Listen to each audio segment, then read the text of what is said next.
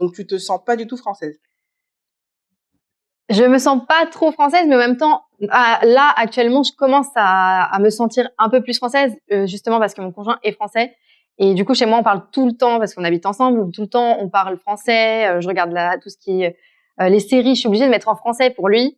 Et Ça veut dire que vraiment, et même les ton univers est études. vraiment portugais à la base, sinon. Oui, Tes mon univers, il est séries, très, c'est ça. chez C'est toi, ça. comment tu parlais avec tes parents, c'est tout le temps que du Oui. portugais, du coup. Oui. D'accord, c'est intéressant. Ouais. Mais maintenant, maintenant, c'est les deux langues. Et surtout que mon petit frère, il parle un peu plus le français que le portugais. Mais voilà.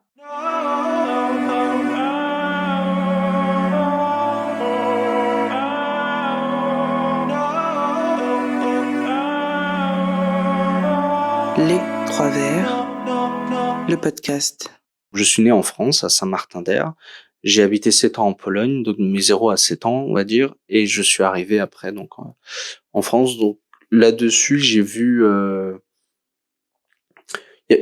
En fait, j'ai pas de conflit, quoi. Je me sens d'abord français. J'ai des origines polonaises, donc j'ai la chance d'avoir une culture en plus, de parler une autre langue, d'avoir des personnes qui vivent là-bas, la famille, donc de pouvoir me dépayser, que je peux toujours me replier là-bas s'il y a vraiment un gros problème en France.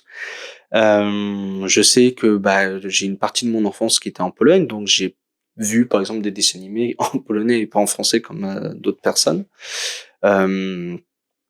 Mais j'ai jamais eu de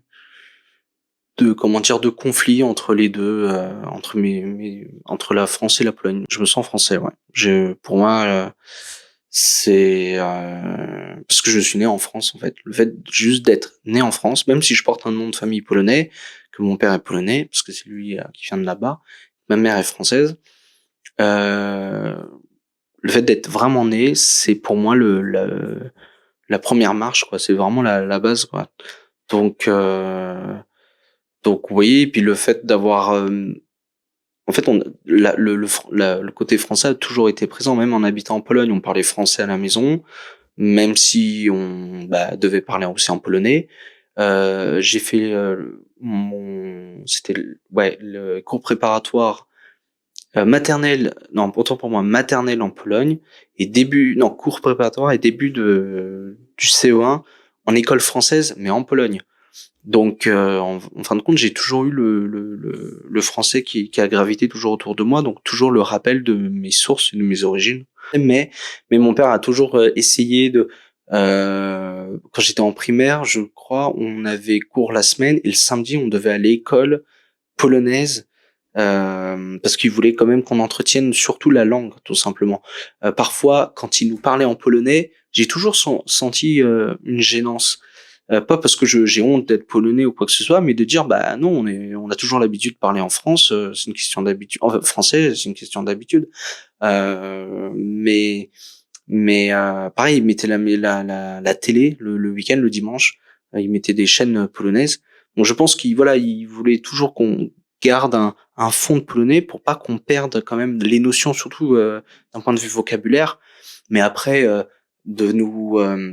il nous a jamais poussé à apprendre à connaître tous les présidents, l'histoire de la Pologne, de lire absolument tel bouquin, pas du tout, quoi. Après, c'est libre choix. Mais en revanche, peut-être j'aurais vécu l'expérience différemment. Si on avait été, si j'étais resté en Pologne, ça se trouve j'aurais fait toute ma vie effectivement en Pologne, j'aurais fait des études en Pologne et le français aurait diminué et le polonais aurait pris plus le pas. Et peut-être le fait de vivre là-bas, d'avoir un rythme de vie, un quotidien, une habitude, je me serais peut-être senti effectivement d'abord polonais. Je me sens pas tiraillé entre entre la Pologne et la France. Pas du tout. Sauf quand on me pose la question, t'es pour quelle équipe de foot sur le moment? J'ai pas d'opposition dans mes deux cultures. Honnêtement, je veux dire, hein, le dire que je suis polonais, je le sors quand ça m'arrange pour faire des blagues, pour vanner. Mais sinon, en vrai, il y a pas d'opposition. Et puis la Pologne m'apporte pas une richesse, on va dire, pas du tout. juste une chance de pouvoir connaître un autre pays, d'avoir un autre lien dans un autre pays. Mais voilà, la langue, on parle polonais en Pologne, donc ça m'a pas. Souvent, on me disait ouais, le fait d'apprendre une autre langue, c'est facile d'apprendre une troisième langue comme l'anglais, etc. Ouais, moi, ça a jamais été le cas. Ok, le polonais, ça j'ai appris parce que j'ai habité là-bas quand j'étais petit. Il y avait le français toujours en arrière-plan qui était toujours présent, toujours là. Mais pourtant, j'ai mis 3000 ans à comprendre et à apprendre à parler l'anglais, donc j'avais pas de facilité, une facilité dans linguistique. Mais sinon, après c'est juste vraiment une richesse de connaître d'autres cultures, une autre manière de voir. Je sais pas, la religion, la nourriture, mais voilà, il y a pas d'opposition. Alors en Pologne, j'y retourne. Alors en ce moment beaucoup moins, parce que forcément le travail, j'ai grandi, donc je sais que j'ai de la famille, donc je peux y aller en vrai quand je veux, quand j'ai la possibilité. Donc j'ai un pied-à-terre là-bas. La dernière fois que j'ai été, c'était, je m'en rappelle plus, mais il y a peut-être 4 mois, 4 mois, je sais plus, pour refaire ma carte d'identité polonaise.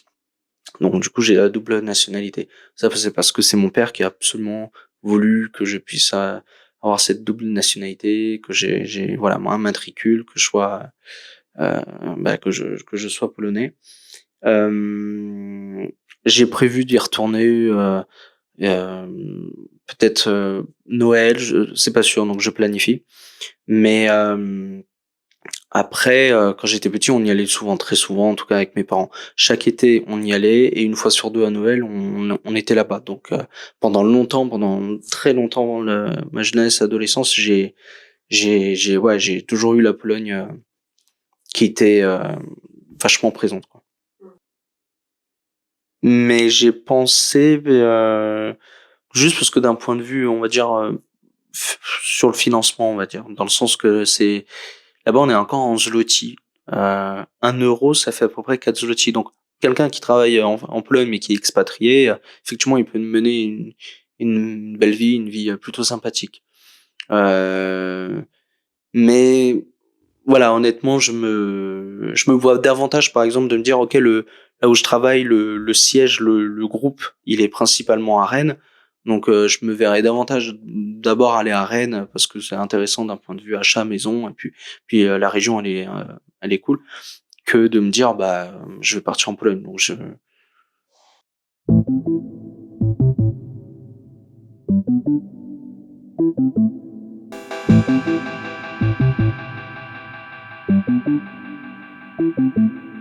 Est-ce que tu te sens français, Teki? Bien sûr.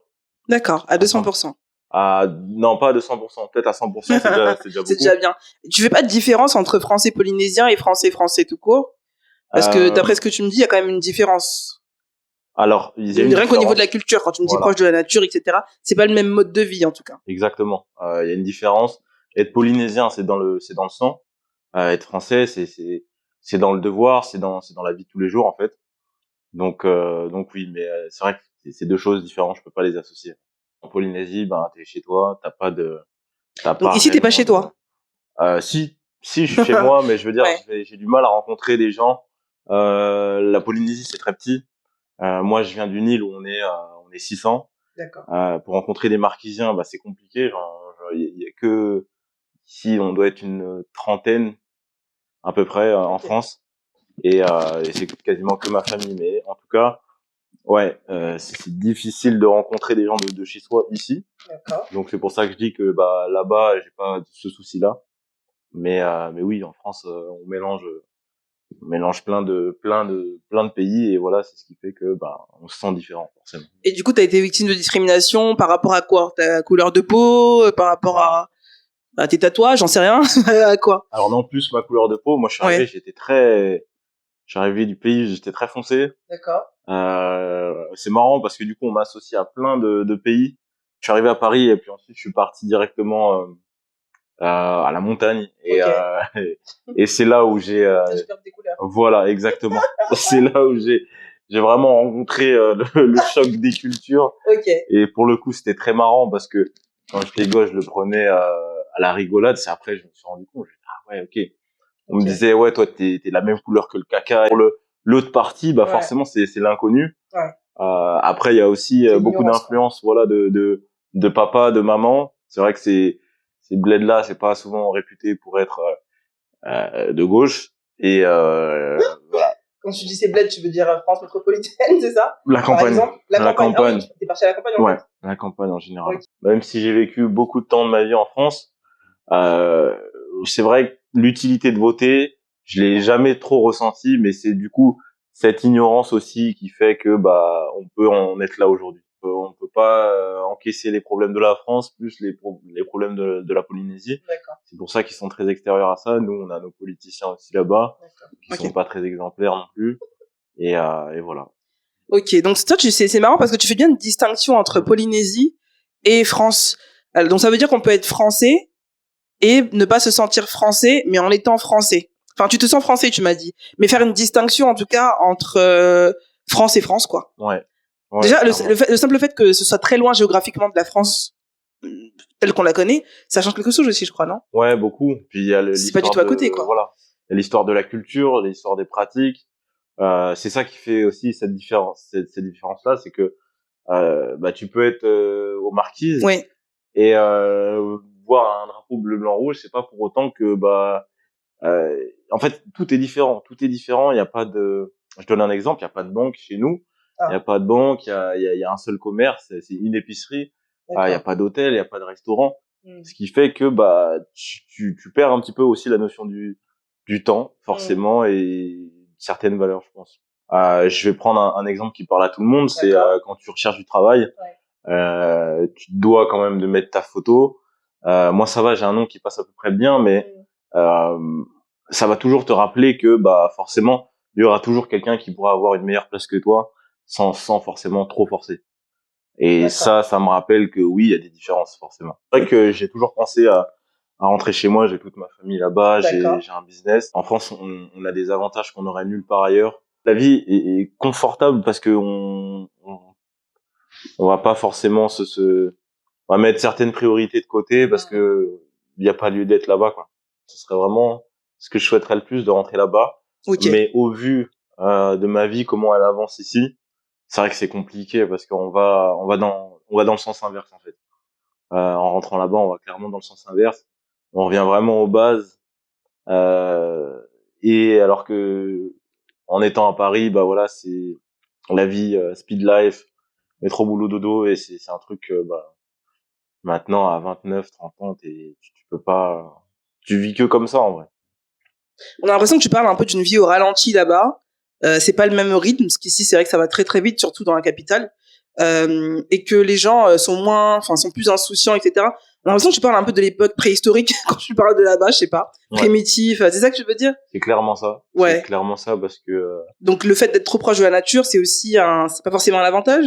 c'est un avantage. C'est un avantage. Moi, c'est vrai que je parle là clairement en tant que Français, parce que je sais que je prends l'exemple de n'importe lequel de mes amis. Enfin, je sais que j'en ai aussi certains qui pourraient s'y plaire, mais je sais que là-bas, pour quelqu'un qui a grandi ici, il va tourner en rond. Moi, je sais que je pourrais y faire ma vie parce que il y a tout ce dont j'ai besoin. D'accord. Et voilà. Il y a pas forcément d'opportunités d'emploi, etc. C'est ça que tu veux dire? Ouais, en fait, clairement, si tu recherches, si tu recherches, je sais pas moi, à te développer professionnellement, c'est pas là-bas qu'il faut aller. Mais par contre, si tu veux une grosse claque en termes je sais pas, de changement radical, c'est là-bas qu'il faut aller. Tahiti, France, on est à 24 000 kilomètres, donc bien sûr, on est au milieu de l'océan. Et de ça, on est au contact de la nature et de l'océan, et du coup, les mentalités changent forcément. Je dirais, ce serait plus en termes de relationnel. Les gens sont très très ouverts. Tu te sens vite à l'aise avec les gens. Il n'y a pas cette barrière aussi de respect qu'on a ici. Le vouvoiement, par exemple. Je mets l'accent là-dessus parce que je suis confronté à ça tous les jours ici. Ça te choque que les gens se vouvoient quand ils se connaissent pas? C'est pas que ça me choque, c'est que je trouve ça un petit peu, ça met une barrière. Ça met clairement une barrière, et c'est vrai que chez nous, on n'a pas l'habitude. que tu sois banquier, que tu sois pêcheur, que tu sois, il y a pas de différence, et c'est ça aussi que j'aime bien chez moi. C'est culturel. C'est vrai que il y a beaucoup d'adoptions, beaucoup de Adoption au sens propre. voilà, Adopter un enfant. Ouais. voilà, exactement, mais aussi c'est des grandes familles, et du coup on est très vite amené à, par exemple, pour donner un exemple, mon grand frère a été adopté par mon oncle.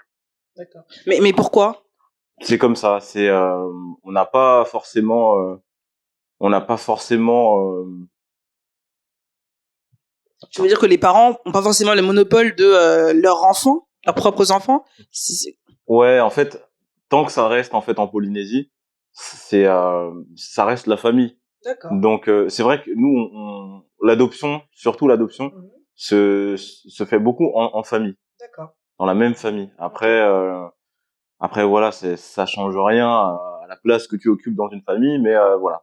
Mais c'est parce que les parents sont démissionnaires et ont abandonné leurs enfants, ou il y a d'autres raisons? Alors c'est plus en termes déjà en fait les familles sont nombreuses. Ouais. Nous ça va, on est 4 frères et une sœur. D'accord. Mais par exemple, si je prends l'exemple de mes parents, ils sont une dizaine. Donc là, ma famille d'adoption, ce sont des Français. D'accord. Et ces Français-là, t'es français aussi, quoi. voilà, mais c'est des Français blancs.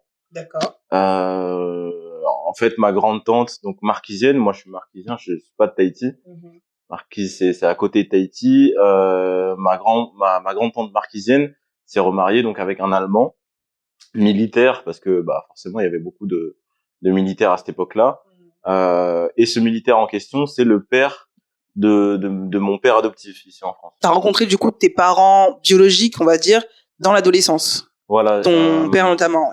Voilà, c'était il y a pas longtemps, c'était il y a 3-4 ans. D'accord. Mais tu ressentais le besoin de les rencontrer, ou c'est pas nécessaire chez vous du coup? Si, forcément. Forcément, surtout pour une personne. Je prends mon exemple. C'est vrai que nous, les Polynésiens, on est très attachés à beaucoup de valeurs. D'accord. On va pas forcément retrouver ici.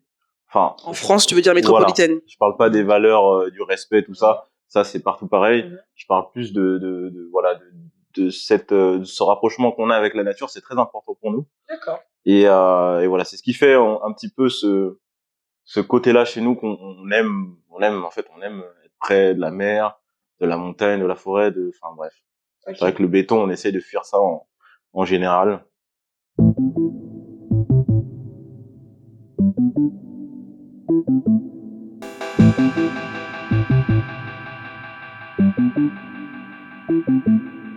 Je suis français, d'origine ivoirienne et d'origine guinéenne. Mon père est ivoirien, naturalisé français, et ma mère est guinéenne. Elle est née au Libéria et grandie au Libéria. Donc elle aussi, elle est libérienne on va dire de sol, et guinéenne. Et voilà. Et moi, donc, je suis français. Enfin, il faut que je refasse ma carte d'identité. Donc pour l'instant, je suis pas français. Chez moi, par exemple, en ce qui concerne la nourriture, je pense que c'est un exemple assez visuel. Je mange aussi bien des plats typiquement européens ou français que des plats africains. Ma mère, elle est ultra compétente sur la cuisine du monde. Ça veut dire que des fois, j'ai mangé un gratin de finois halal et des fois on va manger à loco, au poulet ou à tchéké. Ma mère elle est guinéenne en plus, elle est même pas ivoirienne, mais c'est cuisine les plats ivoiriens comme les plats même du tchèp, par exemple plus sénégalais. Mais ma mère elle cuisine un peu tout, mais ouais, la cuisine africaine elle est très présente chez moi. Une anecdote marrante, par exemple la sauce dakatine, dont même Gazo il parle dans son son, la dakatine. Quand j'étais bébé, enfin quand j'étais petit, que je pouvais pas encore manger, j'avais pas de dents, ma mère elle nous faisait de la purée avec de la sauce d'acatine. Donc c'est pour dire à quel point la nourriture africaine déjà c'est présente depuis qu'on est enfant, tu vois. Avoir une double culture, c'est vraiment un avantage de fou, un avantage vraiment considérable.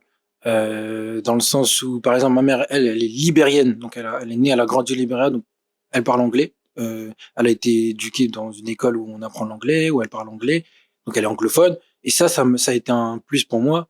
J'ai été rapidement dans des classes européennes, section européenne, donc de l'anglais poussé à l'école. Ça a été un avantage pour moi.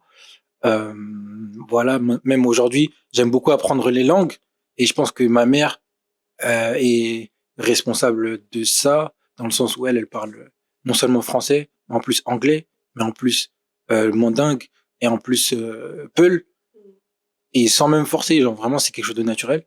Et je pense que ça m'a ça a un peu construit mon intérêt pour les langues aussi. C'est des choses sur lesquelles je me pose même pas de questions. Je vis en France, donc instinctivement, par exemple, je vais manger du pain. Si j'ai pas mon pain, quand je vais à l'étranger, quand j'ai pas mon pain au petit déjeuner, je me dis ah ouais, il manque mon pain là. Donc ça, c'est un truc typiquement français, et je pense que c'est pas la seule chose typiquement française dont qui est inscrit dans mon dans euh, dans mon identité. Euh, il y a pas mal de choses. Je pense le fait de débattre, par exemple, aimer débattre, aimer réfléchir sur des sujets, hein, ce côté philosophique un peu, remettre les choses en question. Je pense que la culture française, elle m'a apporté un bon rapport à la science, un bon rapport sur le questionnement des phénomènes même sociologiques, philosophiques. Je pense qu'on a une bonne, en France, il y a une bonne littérature, un bon regard à la science, au questionnement. Ça, je pense que ça a été quelque chose qui m'a beaucoup apporté, même d'un point de vue euh, religieux ou philosophique, ma manière d'aborder la religion, ma spiritualité. Je pense que avoir une méthode de réflexion française, ça m'a apporté par rapport à d'autres cultures où parfois on va remettre moins en question les traditions même. Par exemple, je sais que dans mon côté, en Afrique, la manière dont notre regard à la science, il est basé sur, on écoute beaucoup, et parfois on applique des traditions sans même avoir le sens derrière, parce que c'est quelque chose, on va un peu brider certaines personnes, et qui ils vont être là à suivre sans forcément se poser des questions. Je généralise pas bien sûr, mais donc je pense que ça m'a apporté voilà un différent regard à la science. Par exemple, le fait que je ne mange pas de porc, par exemple, est-ce que ça va faire de moi quelqu'un de moins français? Je pense pas que, ou de pas boire de l'alcool, est-ce que ça va faire quelqu'un de moins français? Je pense que certes, il y aura des aspects de la culture française que je ne connaîtrais pas, par exemple la différence entre les vins, ou je sais pas, ce genre de choses. Mon rapport à l'alcool, au-delà de ma religion, je trouve qu'il est bien le fait de, moi je trouve pas ça, je trouve pas ça sain, par exemple, de boire de l'alcool. Et bah, je pense que même si j'avais pas été musulman, je n'aurais pas bu de l'alcool par rapport au sport, ou par rapport à tout simplement avoir une vie saine. Et je pense que voilà, du coup, c'est un choix qui est au-delà même de la religion, et que à part ça, il y a très peu de sujets qui vont faire que on va se sentir vraiment exclu d'une société, parce qu'il y a tellement de choses sur lesquelles on peut échanger, sur lesquelles on peut partager, et il y a très peu de choses finalement qui nous désunissent. Et je pense que dans les médias et à la télé, on met beaucoup, ou même en politique, on met beaucoup l'accent sur les détails qui nous différencient. C'est des questions qui sont complexes, donc en vrai que quand on y répond, euh, on a tendance à vouloir avoir une réponse claire qui dit voilà, je suis à 67% français, je suis à 13% ivoirien, alors que, enfin, on a tendance à voir du coup comme les cultures, on a tendance à les voir comme des choses qui se qui empiètent l'une sur l'autre, alors que finalement, je pense que le voir comme des couches qui s'ajoutent, c'est mieux, parce que avoir plus de culture, c'est avoir plus de connaissances, et c'est ce qu'on recherche. S'améliorer, c'est avoir plus de connaissances. Donc, de voir la culture comme une richesse, des choses qui s'ajoutent, dans lesquelles on va prendre le meilleur, Je pense que c'est vraiment cette mentalité qu'il faut avoir. Et plutôt que, je pense que d'être conservateur sans considérer les mauvais aspects et les bons aspects d'une culture, c'est jamais le chemin à prendre.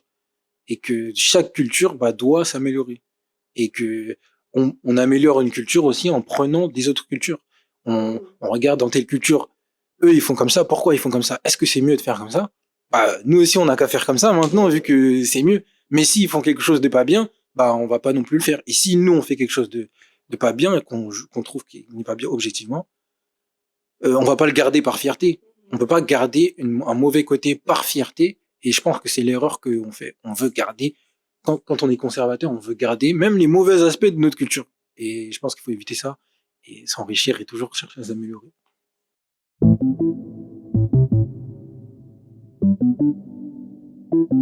Du coup, tu es française ou tu n'es pas Je française? ne suis pas française. Enfin, je me considère pas française en plus, donc.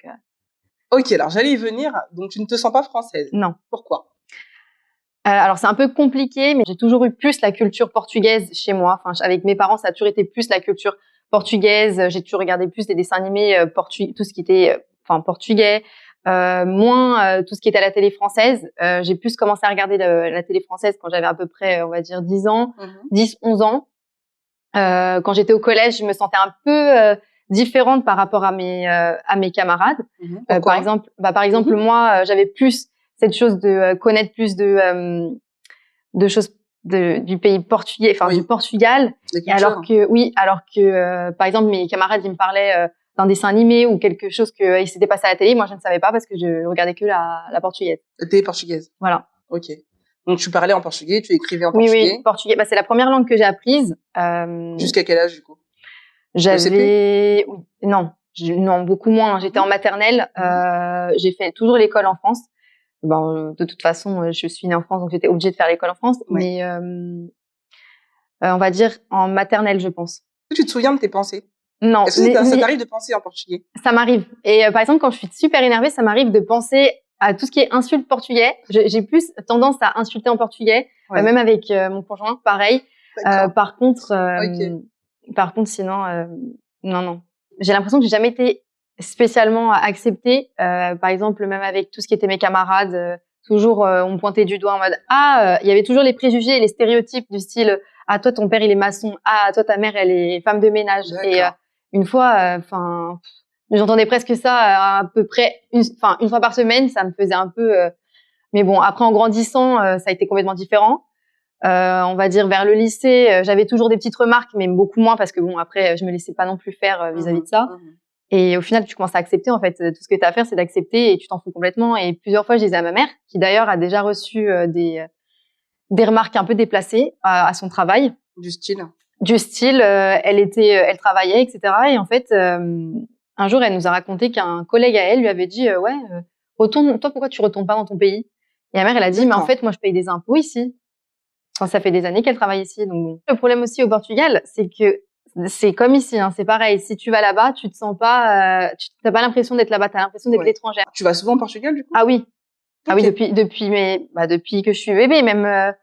Ça fait 23 ans, je vais tous les étés. Bon là, cet été, normalement, je suis censée y aller aussi, mais je sais pas encore. Tu vas tous les ans, quoi. Normalement, tous les ans, j'y vais parce que j'ai ma famille là-bas. Parce qu'en fait, je voulais faire un peu comme ma sœur. Ma sœur, elle a déposé sa demande de nationalité. Elle est nationalisée française et portugaise. Elle a la double nationalité.